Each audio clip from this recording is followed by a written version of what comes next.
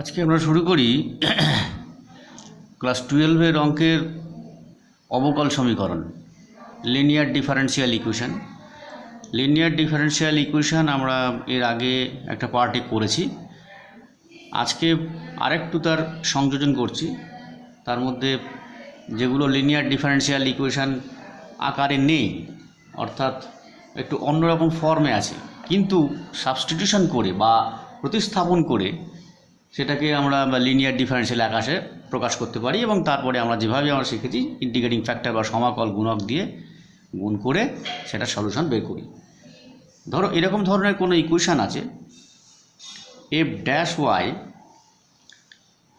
Dy dx plus some p into f y is equals to q, যেখানে p আর q হচ্ছে function of x,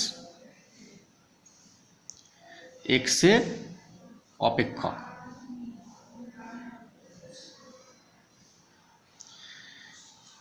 এই টাইপের equation যেটা আছে আমরা দেখেই বুঝতে পারছি এটা লিনিয়ার ডিফারেন্সিয়াল ইকুয়েশনের আকারে নয়। এখানে যদি আমরা ধরি f y is equals to some another variable, suppose z, তাহলে এই ইকুয়েশনটা গিয়ে দাঁড়াচ্ছে, এর পরিবর্তিত রূপ যেটা দাঁড়াচ্ছে, এফ ড্যাশ ওয়াই করবে ডিজেড ডিএক্স হবে, এফ ড্যাশ ওয়াই মানে ডিওয়াই ডিএক্স থাকবে। তার মানে এর যে পরিবর্তিত রূপ সেটা দাঁড়াবে গিয়ে dz dx plus pz is equals to q. এখানে পি কিউ এক্সের অপেক্ষক এবং এটা হচ্ছে জেডের একটা লিনিয়ার ডিফারেন্সিয়াল ইকুয়েশন বা জেডের একটা রৈখিক অবকল সমীকরণ।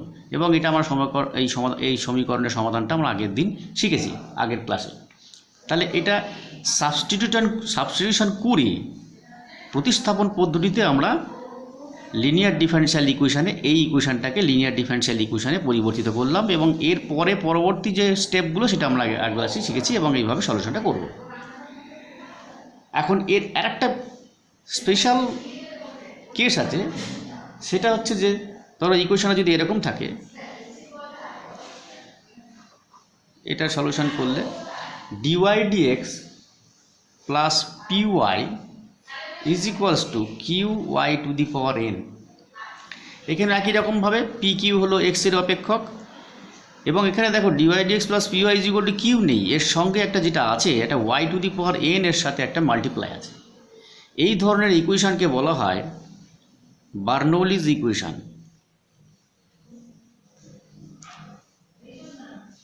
এই বার্নৌলিজ ইকুয়েশন লিনিয়ার ডিফারেন্সিয়াল ইকুয়েশনের ক্ষেত্রে কী করে আমরা সলভ করব, আজকে সেই আলোচনাটা করব। আমরা প্রথমেই যেটা দেখব, এই y to the power n যেটা আছে, এই ওয়াই টু দি পাওয়ার এনটা দিয়ে বোথ সাইড আমরা ডিভাইড করে দেবো। তাহলে Y to the power N দিয়ে ভাগ করি, তাহলে জিনিসটা দিলাম দাঁড়াচ্ছে Y to the power minus N dy dx plus P Y to the power 1 minus N, কারণ এখানে Y divided by Y to the power N আছে, this is equals to Q Y to the power N দিয়ে divide করার ফলে এটা দাঁড়াচ্ছে। এবার আমরা যেটা ধরবো সেটা হচ্ছে যে এই y to the power minus one minus n এইটাকে আমরা জেড ধরবো, y to the power 1 minus n this is equals to z. তাহলে কি দাঁড়াচ্ছে গিয়ে 1 minus n y to the power 1 minus n minus 1, that is minus n dy dx is equals to dz dx। আমরা কি করলাম, x এর সাপেক্ষে উভয় পক্ষে অবকলন করলাম।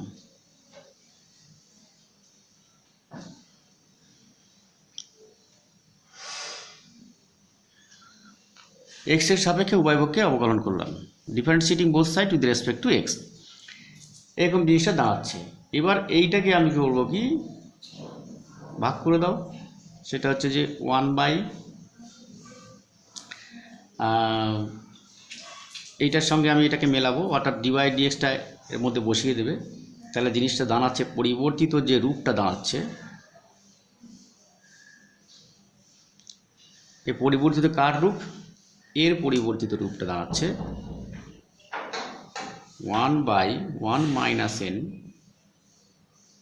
dz dx এটাকে দিলে পরে y to the power minus N dy dx এই জায়গাটা বসিয়ে দেবো, dz dx plus P Z, এটাকে জেড ধরেছি, this is equals to Q or dz dx plus 1 minus N into P Z is equals to 1 minus N into Q. এখানে 1 minus এনটা হচ্ছে constant, 1 minus এনটা কনস্ট্যান্ট, পি কিউ হলো এক্সের অপেক্ষক, এবং দেখো this is of the form, এই টাইপের জিনিসটা গিয়ে দাঁড়াচ্ছে, অর্থাৎ লিনিয়ার ডিফারেন্সিয়াল ইকুয়েশন। এখানে লিনিয়ার ডিফারেন্সিয়াল ইকুয়েশনে আমরা যেভাবে আমরা করেছি এর আগে, ইন্টিগ্রেটিং ফ্যাক্টর বোথ সাইড বের করবো, তারপরে তার সলিউশন করতে শিখব। এই হলো বার্নৌলিজ ইকুয়েশন। এটাকে কি করে লিনিয়ার ডিফারেন্সিয়াল ইকুয়েশনের একটা স্পেশাল কেস, সেই স্পেশাল কেসটা কি করে আমরা সলভ করব সেটা আমি দেখালাম। এইবার আমরা কতগুলো ডিফারেন্সিয়াল ইকুয়েশনের সলিউশন নিয়ে আলোচনা করছি। ধরো একটা অঙ্ক আছে তোমাদের, প্রবলেমটা হচ্ছে এরকম, প্রবলেমটা কীরকম, যে ধরো some phi x is equals to দেওয়া আছে ফাই ড্যাশ এক্স, আর phi one is equals to হচ্ছে 2, তাহলে হোয়াট ইজ ফাই 3? এই ধরনের প্রবলেম থাকে, তার সলিউশন কি করে বের করবে সেটা নিয়ে আমরা ডিসকাস করি একটু। দেখো, আমরা যখন এই ধরনের আকৃতি আসবে, এই ডিফারেন্সিয়াল ইকুয়েশন, এটাকে আমরা এইভাবে করব, হেয়ার বা এখানে কি দেওয়া আছে, phi x is equals to হচ্ছে ফাই ড্যাশ এক্স, এটা একবার লিখে নিলাম। এবার এক কাজ করো, তার মানে আমি বোথ সাইড যদি ডিডিএক্স করি, ডিডিএক্স অফ ফাই এক্স, খেয়াল করো, ডিডিএক্স অফ ফাই এক্স, এটা মানে d dx of phi x, this is equals to phi x, d dx of, sorry এটাকে ঠিক করে লিখছি, d dx of phi x, this is equals to phi x, phi dash x মানে d dx of phi x. এবার both side আমি করব কি, integrate করব, উভয় পক্ষে সমাকলন করব। তার আগে এটাকে সাজিয়ে নিয়ে একটু, আমাদের মেথড অফ সেপারেশন যেটাকে বলা হয়, D of phi X, D of phi x divided by phi X, এটাকে নিচে নিয়ে আসলাম, দিস ইজ ইকুয়ালস টু হচ্ছে dx, D of phi x divided by phi X, ডিএক্সটাকে ওদিকে নিয়ে গেলাম। তাহলে মেথড অফ সেপারেশন কমপ্লিট। এইবার আমি ইন্টিগ্রেট করব, উভয় পক্ষে সমাকলন করে নাও, ইন্টিগ্রেটিং বোথ সাইডস, এটাকে ইন্টিগ্রেট করলে কি আসছে, d of phi x divided by phi x, this is equals to integration dx, এবং এটা স্বাভাবিকভাবেই এটা দাঁড়াচ্ছে লগ অফ ফাই এক্স, অবশ্যই মড দেবে, this is equals to x plus c, log of phi x is equal to x plus c, log of phi x is equal to x plus c, এটা আমরা solution পেলাম integrating both side. এবার তাহলে আমরা কি পেলাম, log of phi x is equals to x plus c, যেখানে সিটা হচ্ছে ধ্রুবক। তাহলে এখান থেকে পাচ্ছি phi x is equals to e to the power x plus c, e to the power x plus c, তাহলে এটাকে আমি বলতে পারি e to the power x plus c, এটাকে আমি বলতে পারি this is equals two e to the power x into e to the power c। এই e to the power c-টাকে আমি একটা c1 ধরে নেব, অর্থাৎ আমি কনস্ট্যান্টটাকে আলাদা করছি, phi x is equals to e to the power x into some c1, where c1 is equals to হচ্ছে e to the power c, এটা কনস্ট্যান্ট বা ধ্রুবক। phi x is equal two two the power x into c1। এবার নাও আমাদের বসানো কি করতে হবে, phi 1 ইজ ইকুয়ালস টু দেওয়া ছিল, phi 1 ইজ ইকুয়ালস টু 2 দেওয়া ছিল।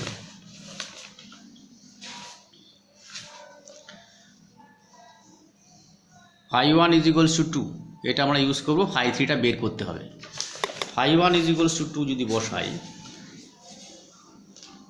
তার মানে এক্সের জায়গায় আমরা 1 বসাচ্ছি, e ইন্টু c1, phi 1 এর জায়গায় 2 বসাচ্ছি, this is equals two e into c1, or c1 is equals two পাচ্ছি 2/e। এই স্বেচ্ছা ধ্রুবকটার মান আমরা পেয়ে গেলাম 2/e। এবার এটা বসিয়ে দেবো। সুতরাং এর মধ্যে c1 এর ভ্যালুটা বসিয়ে দিলে পরে হচ্ছে phi x is equals two 2/e e two the power x। And এবার তোমার বের করতে বলেছে phi x টা বের করতে বলেছে হোয়াট ইজ phi 3। সুতরাং phi 3 this is equals two 2/e e two the power 3। So একটা এখানে করে দিলে পরে 2 e two the power 3 minus 1, কারণ এর মাথায় 1 আছে মানে পাওয়ারে, দিস ইজ 2 স্কোয়ার। তাহলে আমরা যেটা বের করতে বলেছিল phi 3, সেটা আমি পেয়ে গেলাম, phi 3 is equals two 2 square. এইটা হয়ে গেল আনসার। তো এরকম ধরনের প্রবলেম তোমাদের কাজে লাগতে পারে। এরপর আমি যেটা করবো, আর একটা প্রবলেম করছি, প্রবলেম নাম্বার 2। প্রবলেম নাম্বার 2 দেখো, root over sine x dx plus dy, this is equals to root over cos x dx minus dy। এইটাকে এই সমীকরণের ক্রম এবং মাত্রা, সমীকরণের